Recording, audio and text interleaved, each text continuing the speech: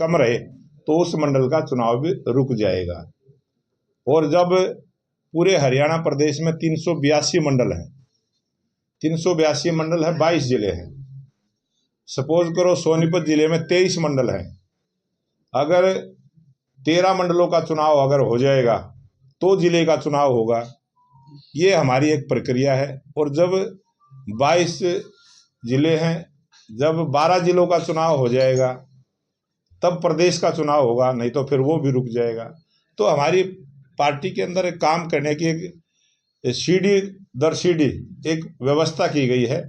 जब तक उस अपने कोरम को पूरा नहीं करेंगे तब तक हम आगे नहीं बढ़ पाएंगे। ये हमारी सतत चलने वाली एक प्रक्रिया है। और जब तक हमारे चुनाव की प्रक्रिया, जब जिलों के चुनाव होंगे, जिलाध्यक्षों के चुनाव होंगे, उस टाइम तक हमारी ये साधारण सदस्यता की प्रक्रिया पूरी हो चुकी होगी, तब तक ये अभियान हमारा जारी रहेगा। इसके लिए कोई समय सीमा तय की आपने?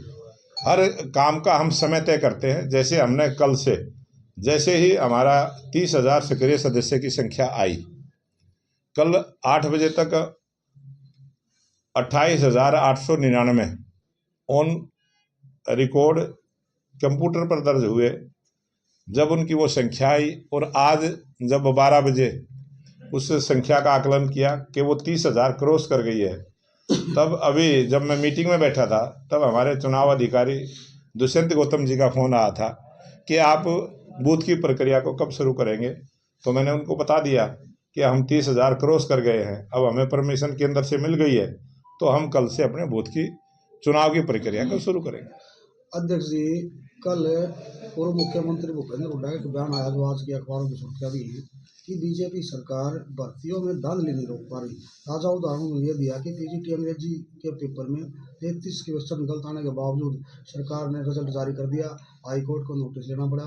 सरकार इस तरह की धांधली क्यों नहीं रोक पा रही? ये भूपेंद्र हुड्डा जी की पार्टी ने और भूपेंद्र हुड्डा जी ने जो एक भर्ती रोको गैंग बनाया है, उन्होंने अनेक बार ऐसा प्रयास किया है। और 2014 से जब से भारतीय जनता पार्टी की सरकार बनी तब से हमने जितनी भी भर्तियां की हैं, प्रत्येक भर्ती के अंदर भर्ती रोको गैंग ने कोर्ट का सहारा लिया और कोर्ट ने हमारी टोटली जितनी भी भर्ती हुई है उनको सबको पारदर्शी माना, निष्पक्ष माना, बगैर पर्ची खर्ची के भर्ती करने का काम हमारी सरकार ने किया है। और सर्वोच्च न्यायालय के द्वारा भी अनेक बार ऐसे फैसले आए हैं। न्यायालय भी हमारी सरकार के पक्ष में उसको उचित ठहराते हुए भर्ती करने का काम किया है। बाकी भूपेंद्र हुड्डा जी अपनी वोट की चोट से, जो हरियाणा की जनता ने उसको चोट दी है, उससे बौखलाए हुए हैं, वो बेहोशी की हालत में है। मैं निवेदन करूंगा भूपेंद्र हुड्डा कोई अच्छे डॉक्टर के जाके अपना इलाज भी करवाए। अभी मैंने पीछे सलाह दी थी कि जो कांग्रेस पार्टी के प्रदेश के अध्यक्ष हैं उनसे भी सलाह दी थी कि वो अच्छे डॉक्टर से अपनी सलाह लेके इलाज करवाए। आज कांग्रेस पार्टी पूरी बीमारी की हालत में है, वो अपना इलाज कराएगी तो वो ठीक बयान देने का शुरुआत करेंगे। अध्यक्ष जी, प्रदेश में स्थानीय निकाय के चुनाव संभावित फरवरी में होने जा रहे हैं, आप घोषणा कर चुके हो, उसी पार्टी सिंबल पर लड़ेगी, तो उम्मीदवारों का चयन है, उसके लिए कोई क्राइटेरिया तय किया? आपने अभी कह दिया कि मैं घोषणा कर चुका हूं, जबकि मैंने घोषणा करी ही नहीं है जी। कोई मीडिया भाई अपने पास से कोई बात चला दे तो उसमें मेरा तो कोई दोष है नहीं। पार्टी सिंबल पे नहीं लड़े चुनाव? नहीं, मैं बताऊंगा ना आपको। आप तो कह दिया, आपने घोषणा ही कर दी। मेरी मैंने कुछ बोला ही नहीं, आपने घोषणा कर दी अपने चैनल के माध्यम से। फिर शायद में चले गए आप। चलिए आप अभी बता दीजिए। आप भारतीय जनता पार्टी एक सिस्टम से चलने वाली पार्टी है, विचार पर चलने वाली पार्टी है, सिद्धांतिक रूप से चलने वाली पार्टी है, सबका साथ, सबका विकास, सबका प्रयास, सबके विश्वास से काम करने वाली पार्टी है। और हमारी एक संवैधानिक प्रक्रिया है कि जब भी निर्वाचन आयोग जब चुनाव की घोषणा करेगा उसके बाद हमारा कोर ग्रुप बैठता है और कोर ग्रुप उसमें फैसला लेता है। और पहले जितने भी चुनाव हुए हैं, पहले भी नगर परिषद के, नगर निगम के चुनाव हम हमेशा सिंबल पर लड़ते आए हैं। लेकिन वो फैसला भी जब चुनाव डिक्लेयर होता है उसके बाद प्रदेश की टीम तय करती है, समय और स्थिति के अनुसार पार्टी निर्णय लेती है।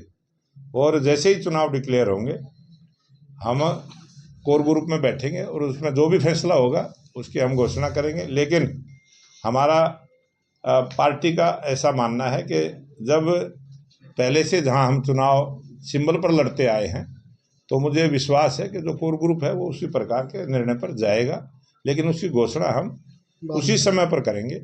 और जहाँ नगर पालिका के चुनाव नए हुए थे, बहुत सारी नगर पालिकाएँ नई बनी थी, हमारी सरकार के बाद बनी थी, वहाँ पर हमने चेयरमैन सभी सिंबल पर लड़ाने का काम किया था।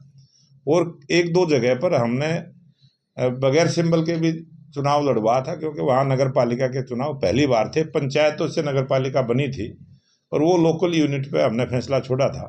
अब की बार कोई भी नगर पालिका नए चुनाव की प्रक्रिया में नहीं है, सब दूसरी बार के चुनाव होंगे, तो जिस प्रकार का भी फैसला होगा वो कोर ग्रुप लेगा।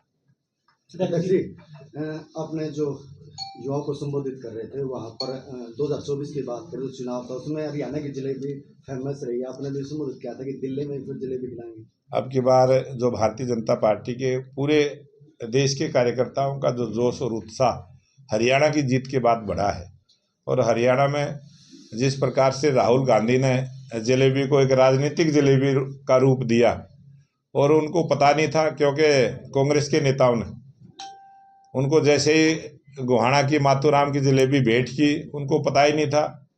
उस जलेबी के बारे में जो उन्होंने बयान दिया कि इसकी बड़ी बड़ी फैक्ट्री लगनी चाहिए, एक्सपोर्ट होना चाहिए, जिस प्रकार से उसने जलेबी की जो तारीफ़ की थी।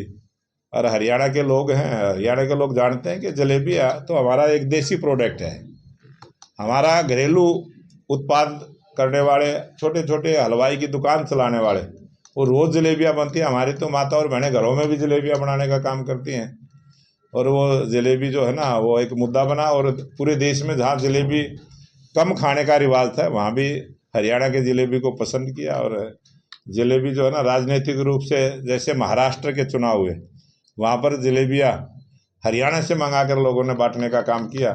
अब दिल्ली में चुनाव हैं, तो भारतीय जनता पार्टी के कार्यकर्ता दिल्ली में भी जलेबियाँ बांटने का मेहनत करेंगे, परिश्रम करेंगे, और दिल्ली में भारतीय जनता पार्टी की स्पष्ट बहुमत की सरकार दिल्ली प्रदेश में बनेगी। अध्यक्ष जी, कांग्रेस के नेता कह रहे हैं कि जो खनौरी बॉर्डर पर किसान बैठे हैं उनके आमरण अनशन को 30 दिन से ज़्यादा हो चुके हैं, उसके अनशन को खत्म कराना चाहिए, किसानों की बात माननी चाहिए। बिल्कुल 100% मैं निवेदन करूंगा। और सर्वोच्च न्यायालय ने जिस प्रकार से किसानों की बात को सीधा सुना है, और एक कमेटी भी बनाई है, जो सर्वोच्च न्यायालय के निर्देश में कमेटी बनी है, और जिस प्रकार से सर्वोच्च न्यायालय ने आश्वासन दिया है कि वो आके सीधी बात सर्वोच्च न्यायालय में अपनी कहें, मैं किसान नेताओं से भी प्रार्थना करूंगा कि वो अपनी बात को सर्वोच्च न्यायालय के सामने भी रखें, जो कमेटी बनी है उसके सामने भी रखें, और बातचीत के माध्यम से, क्योंकि पंजाब की सरकार की जिम्मेवारी बनती है, पंजाब सरकार किसानों के साथ बातचीत करे।